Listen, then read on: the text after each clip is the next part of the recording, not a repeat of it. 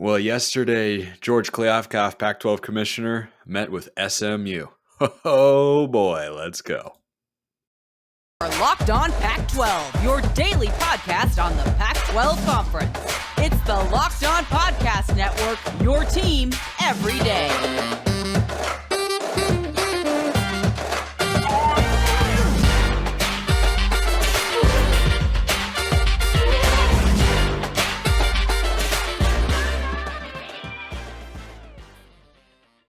Welcome, everybody, to another episode of Locked On Pac-12. I'm your host, Spencer McLaughlin. Thank you so much for making this your first listen or your first view of the day. Part of the Locked On Podcast Network, your number one source to stay up to date with our beloved Conference of Champions, which might be expanding here pretty soon. Please continue to like, comment, subscribe wherever you listen to or watch this show. Thank you so much to everybody who has done so already. Today's episode is brought to you by FanDuel Sportsbook, official sportsbook of Locked On. Make every moment more. Visit FanDuel.com/LockedOn today to get started. It felt like a literal but internet-based reincarnation of that iconic and seemingly timeless scene from The Office. Okay, it's happening. Oh my God. Okay, it's happening. Everybody stay calm. Everybody stay calm. Nobody has been calm. It has been a wild 36 hours. And we don't even know if anything is final or official yet. But here's what we do know. On Wednesday morning, George Kliavkoff was in the Dallas area to meet with SMU, a school and institution often discussed here on this very show. It is looking like, it is not confirmed at this point in time, it is looking like the San Diego State SMU as the leaders in the clubhouse for the Pac-12 expansion move. That is how it appears. Now, is it going to be 2 or 4? It looks like 2. It looks like 2. But 3 days before USC and UCLA announced they were leaving, it looked like the conference was going to be just fine.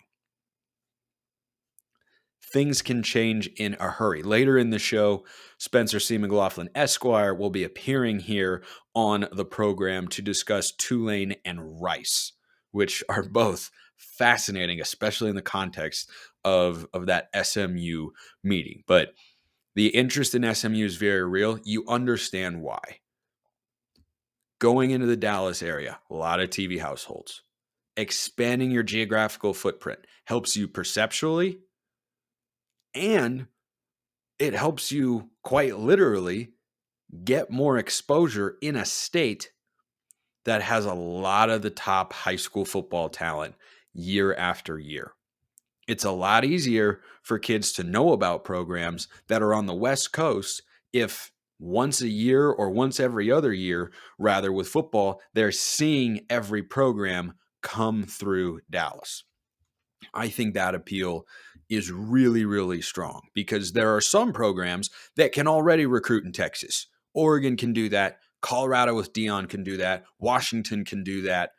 Utah can a little bit. I think Arizona State could if they really, really tried.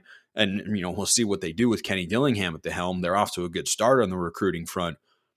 But it's the Washington states, the Oregon states, the Stanford and Cals of the world that can get greater exposure to people in that area. Now, there's also been some reporting that appears to indicate that San Diego State had a similar meeting with George K back in around December or so. So a little over a month ago. And that's what we have to go on right now. We don't have an official announcement as I record this show. We have meetings between the commissioner and the top 2 targets. I've evaluated a lot of programs here on the show, and we'll look at 2 more later. But San Diego State and SMU make the most sense. Now, in the Twitter craziness that has been the last 36 hours, where it's basically just a nonstop feed of people chiming in, and I love interacting with all of you, by the way, so by all means, keep them coming. A lot of you have great thoughts, some insight as well, different perspectives. I'm here for all of it, including the people who think the Pac-12 is dead no matter what, which obviously I do not share that particular opinion. But the Fresno State question continues to pop up, and they represent, I think, a very clear number 3 team for the Pac-12 and expansion. I think it's San Diego State 1, SMU 2. I think Fresno State is 3. You could make a case for a number of other schools that I've talked about. Air Force is sneaky nice. They'd be an easy travel partner with Colorado, of course. Boise State has a lot of brand appeal, but academically don't know if they're going to, get the Pac-12 presidents to go for it, which is a really important factor to consider here. No realignment move at any point in time has ever been driven solely by athletics. It's been a huge force. It's been a driving factor. It's not the only one, and it's not the only major consideration either. And academically, San Diego State and SMU both fit the bill. Fresno and Boise State, however, do not, which is why I think they're a step below for the Pac-12 as they go into these realignment negotiations. But the Fresno case is interesting. John Canzano had a great piece kind of laying out a couple of the programs that I've looked at here on the show, including UNLV and Fresno State, SMU and San Diego State, and kind of what they bring to the table. And what Canzano reported is that when you drop the LA schools, you are now losing approximately 6.7 million television homes. That doesn't mean it's 6.7 million viewers. That means it's the number of homes that have a television that could be potential viewers. And then it's on the schools in the conference, but mostly the schools to grow their fan base and have people who take an interest. I suppose that's on the conference as well. So if you look at that number, 6.7, that's a lot of TV households to try and regain. And with SMU and San Diego State, according to Canzano, who I tend to trust, you get about 4.1 million back. Now, that still leaves you at a deficit of a couple million, which is why the Fresno case here is interesting. What I have been hearing from people more connected directly than myself to these sorts of talks and negotiations is that Fresno has an outside chance of being a part of the Pac-12's realignment here. It only happens, though, if the league decides to go to 14 teams, which is not impossible. It's not out of the realm of possibility there. But Fresno, I've talked about them. If you missed that show, you can go back and watch and listen wherever you're watching or listening to the show right now. They present a lot of appealing elements from an athletic standpoint. Their football team could be relevant and competitive probably right away. They've made a lot of the necessary investments to be at the Power 5 level. If not now, then perhaps in the next round of negotiations.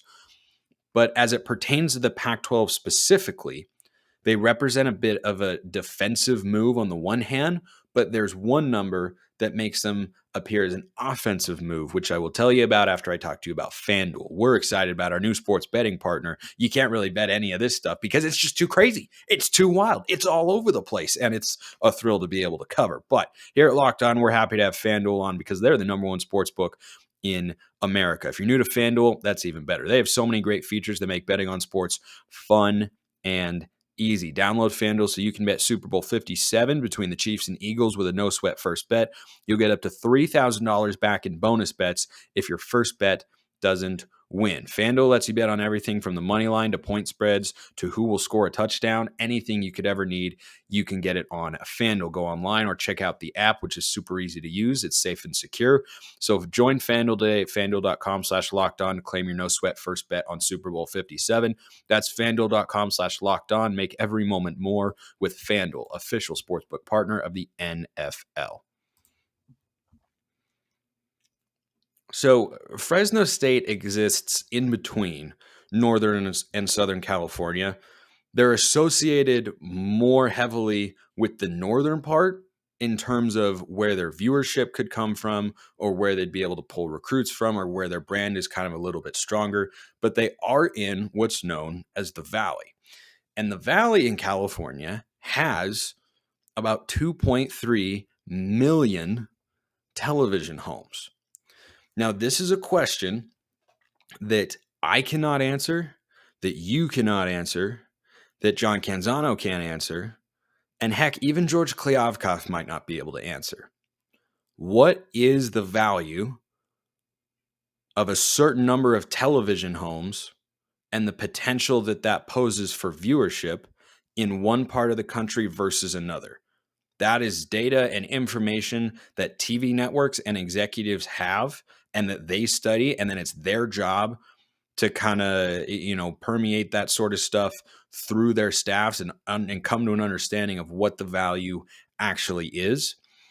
There is a sense, or so I have been told, that the Pac-12 has seemingly maxed out its viewership in the Northern California area, but the middle part of the state that continues to grow, by the way, and has a couple million homes, like I said, there's some potential appeal there.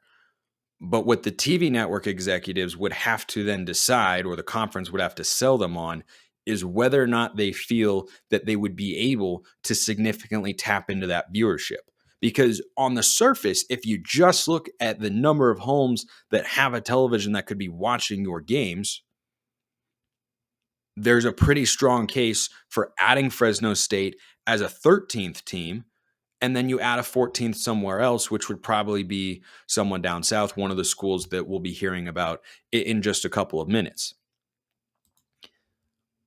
But the way that I've come to understand the TV side of things is viewership and homes that have televisions or fan support and all that sort of stuff is not equally valuable in this part of the country compared to this part of the country. So the Pac-12 is already very heavily in the state of California. So adding Fresno State from a conference perspective feels like a defensive move or kind of a safeguard in case Cal and Stanford were to get poached by the Big Ten in the years down the line. I don't think that's going to happen in the near future because they're not making the necessary commitments to athletics to compete in the Big Ten. So then the question would become, is that worth it for the Pac-12? And then how does a TV network or streaming partner view that option? Because the Pac-12 has been in the state of California for a long time, and adding Fresno State, yep, you have access to all these television households, but how much more room to grow do you have from a viewership standpoint in the state of California? That's the question that they have to answer. I'm not going to try and answer it because I'm not a media expert or executive, but that's what they're going to examine with Fresno State. The presidents would also look at Fresno State, which have better academics than Boise State, not by a lot, but by a little, and say, is that a school that we're okay with adding? They don't do a ton of research compared to a lot of the other institutions, which is a factor for these presidents, whether you like it or not. I wish it was all just football based, and football is a big component, but it's certainly not the only component. But that's the interesting question with Fresno. And I think if you did add Fresno State, you'd probably go down to one of these schools. Counsel for the plaintiffs, Your Honor, as in plural. I, Spencer C McLaughlin, Esquire, am singular, but I come here representing two proud and storied institutions: the Green Wave of Tulane and the Owls of Rice. Ladies and gentlemen of the jury, Your Honor, members of the court, those listening to or watching in here at this point in time. I represent these two institutions that at their core represent what the Pac-12 is currently looking to attain: a stretch of its geographical reach. Now, reports of the commissioner meeting with the Mustangs of SMU recently indicate the conference's very clear and very reasonable desire to be more than just a West Coast-based conference. This even dates back to the additions of Utah and Colorado, neither of which are states that you would say are in the most western part of this country? Because they are not. Going into the state of Texas with SMU is an exciting opportunity for the league. But I ask you, why stop there? The Green Wave and the Owls represent incredibly realistic options for your beloved Conference of Champions.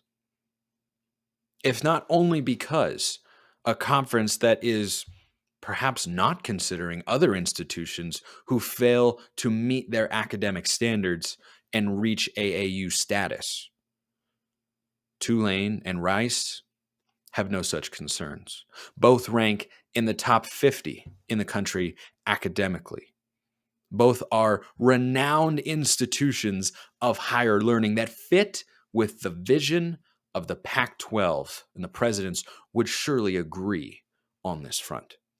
Both are AAU members, and those are the sorts of schools the Pac-12 is looking to add. But the case for Rice and Tulane need not end right there. Momentum is a big thing in college sports, particularly in the realignment talks. Tell me, can any of you name a hotter Group of 5 football brand right now than the Green Wave of Tulane, who went to the Cotton Bowl after capturing the American Conference Championship and did not just make an appearance, did not just have a good showing, but Willie Fritz led the Green Waves team to a victory over the Trojans and Lincoln Riley. That's the caliber of coach that we believe we have. He has been given time to develop Tulane into a consistent winner, something that has not always been a part of our football history, even dating all the way back to when we were a chartered member of the SEC, a place we ceased to be associated with in around 1961. But I digress, because for many of you, it may appear that that is too far back. You need look only at what the Green Wave accomplished this year to understand the potential that they truly have. There are other American teams that are off to the Big 12 this year. They weren't able to beat Tulane. No. It was Tulane that emerged victorious out of the American Conference. It was Tulane that went and knocked off the mighty Trojans of USC, who had a Heisman Trophy winning quarterback. And it wasn't enough, for they could not stop the Green Wave. Now let me shift to the other client who are presenting a joint argument here with Tulane. The Owls of Rice, one of, perhaps the most premier academic institution that is not currently at the Power 5 level. The Owls are often tossed into the same category as Stanford, Northwestern, and any number of premier academic institutions of higher learning. But that need not be the only reason to consider the Owls, who are located in the city of Houston.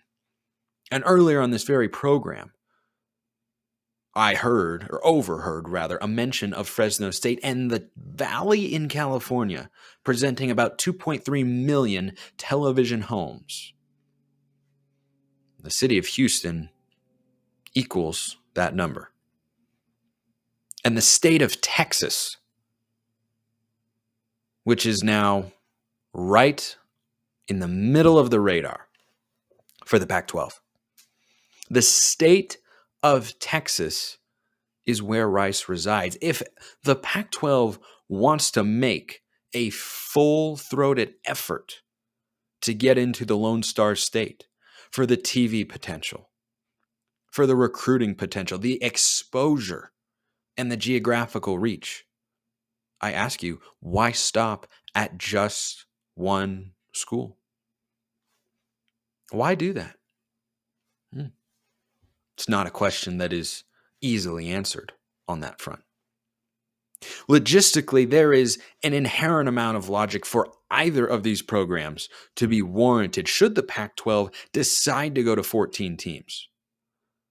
I agree with what was said earlier on this program that Fresno State is a logical number 3 choice. But then that begs the question, where should the 4th team come from? It is only logical to make things easier on your new member, potentially in SMU, to give them a travel partner. For football, for men's basketball, for all of the sports that exist at these fine institutions. Tulane or Rice, located either in the state or in the state right next to it, make more than a perfect fit for SMU to have someone to travel around with, which is not a non-zero consideration. A deal breaker? No, I will grant you it is not. But is it something that makes the case just a little bit more appealing? The answer is yes. The geographical reach of the Pac-12 needs to expand like every other conference in America seems to be doing. And academically, and in more ways than one athletically, Rice and Tulane represent very realistic options for the Pac-12. Thank you, and I yield my time. Thank you, Mr. McLaughlin, sir. It's always great to hear from you. So a couple of interesting points there in that particular argument. The geographical reach is kind of where the appeal for Tulane and Rice starts and ends. Academic fit, yep, totally. But there's a major question for both teams that would make it, I won't say impossible, but pretty difficult, I think, for the Pac-12 to add them, or at least add both of them. The question for Rice is, are you going to show an actual commitment to athletics? Because they've been dreadful. I mean, they're at the point now where Josh Pate, who I really like, is he's got a rule on the Late Kick Show. Rule number 1, don't lose to food. When you're the butt of a joke, and it's not even the first time you've been the butt of a joke, it begs the question, could you ever be competitive? And I got to tell you, it feels like adding Rice would be like adding Northwestern.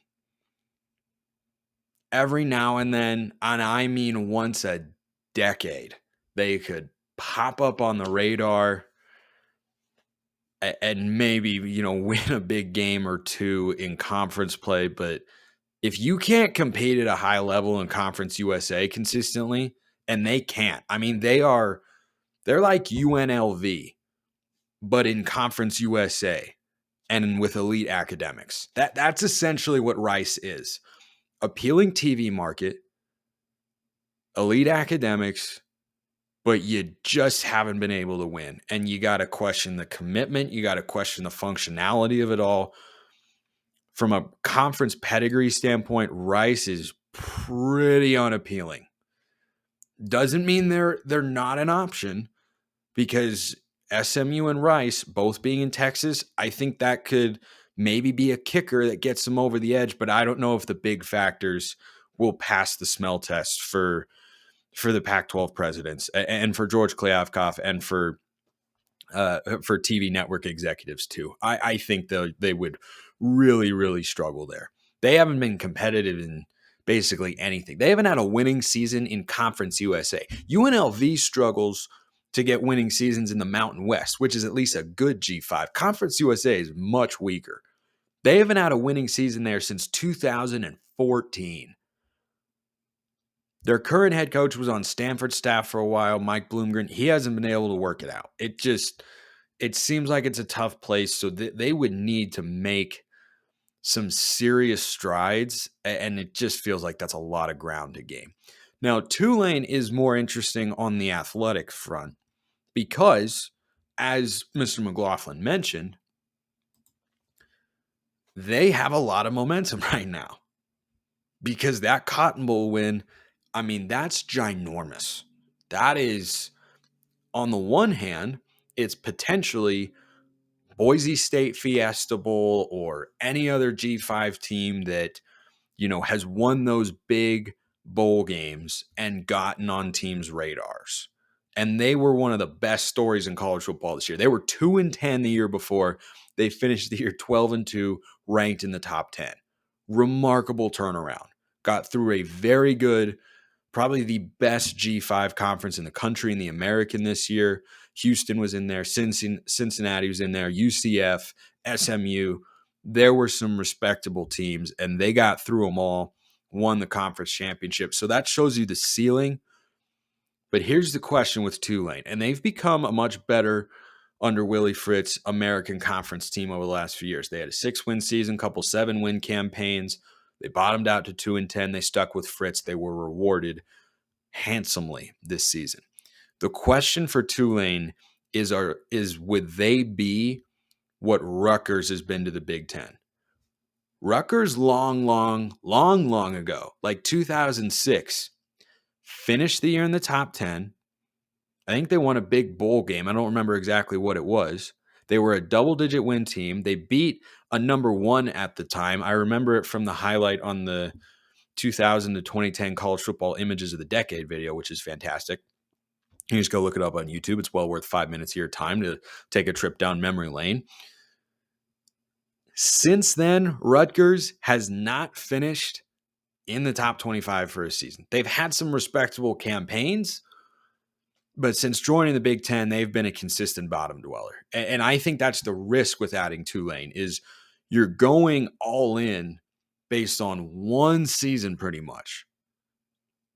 They're a hot name right now. There's a lot of momentum. Is it sustainable? They did just build a new stadium. I think their facilities outside of that are maybe going to be behind where other Pac-12 schools are, but when more money comes in, maybe you get more donor money and can up the ante on that front. I think it's possible. I think Tulane and Rice have their appealing elements, but there's some really, really major drawbacks. I think both teams athletically, the floor, I think it's really low. The ceiling, kind of hard to say. I mean, Tulane literally beat USC this year.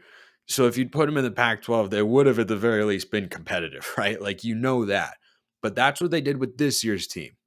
I think before you could look at them and say, hey, let's get into the state of Louisiana. I like going to New Orleans. I've never been to New Orleans. Selfishly, I want to go I want Tulane to come in because I want a reason to go to New Orleans. Like, it's one of the best food cities in the world. I'm a huge foodie. Anyway, so I think there are some elements, but I think Tulane, more than Rice, is a wait and see, and then next round of negotiations for realignment or expansion, let's see where they're at.